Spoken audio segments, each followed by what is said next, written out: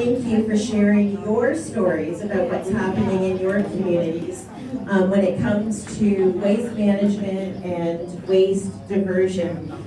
My colleagues and I, shared a lot while you were sharing your stories about how similar the challenges you have that we face, maybe at different scales, but we're looking at the same sort of issues that you have to in your community. So what I'm going to share with you is not much different than what you are already doing in your communities.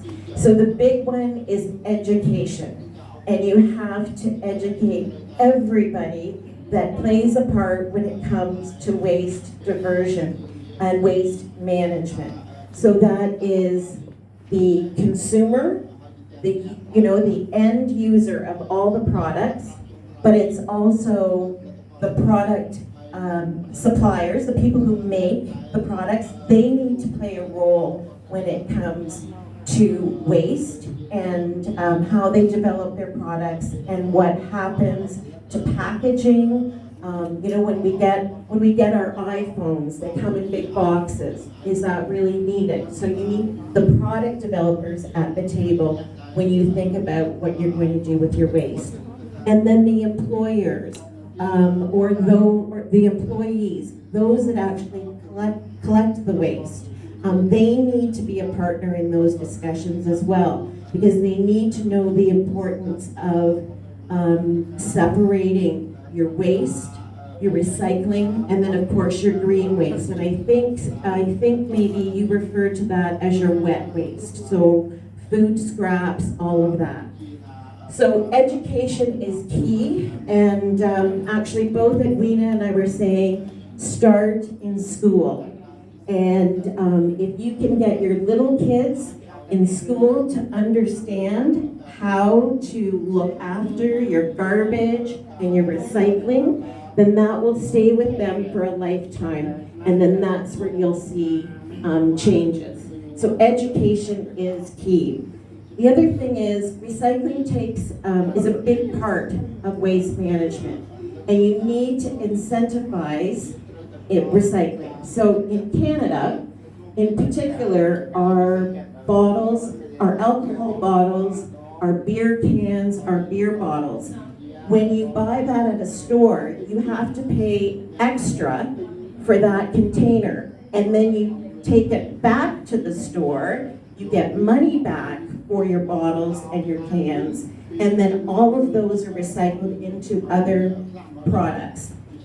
But there is for the end user, they know that they're going to get money back if they take it back. So think about incentivizing, giving somebody a reason to separate their garbage, just not throwing that pop can or water bottle into the garbage. Separate that so that they get something out of it.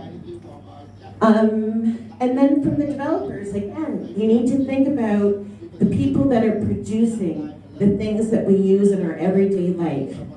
How can they be a part of more responsible product development, more responsible packaging? Because that is the problem.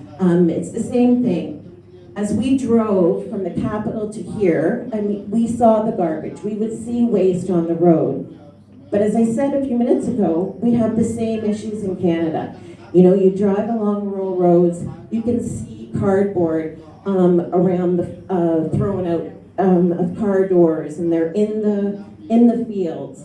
So we have to think about packaging. Do we need as much packaging when we buy products than what we have? The other thing is, with recycling, of course, when you recycle something, it can be made into something else. And so, for communities, think about when you are purchasing things for your community.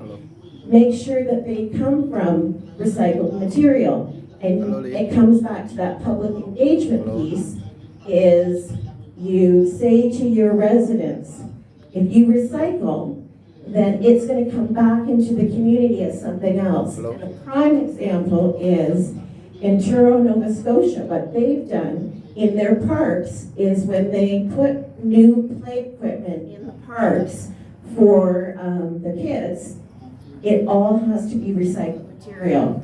So all of these plastic bottles have now been recycled into something else, and the community can see, well, if I recycle, then it's coming back to our community for another reason. And it hasn't gone into landfills, it hasn't ended up in dishes. So think about when you're purchasing for your communities is using that recycled material, and then your residents will see the benefit of that. And then of course for waste diversion, it's separating. So it's separating your wet waste, your green waste, your recycling, and the actual waste. And I think you've all talked about that. And as I say, who is responsible for waste management? We all have a role to play. Government can set the policy, and then of course private business, whether it's the collector or the manufacturers, they all have a role to play. But for governments, it really does come down to setting proper policy and then working with developers, with those in private enterprise, and incentivizing them. Make sure that your collectors actually make money when they're collecting the garbage. Make sure that that is a worthwhile thing for them to do, because if they're not getting properly paid, then why would they do that? So everybody's got a role to play, from government to product developers and right down to the end user. So any questions?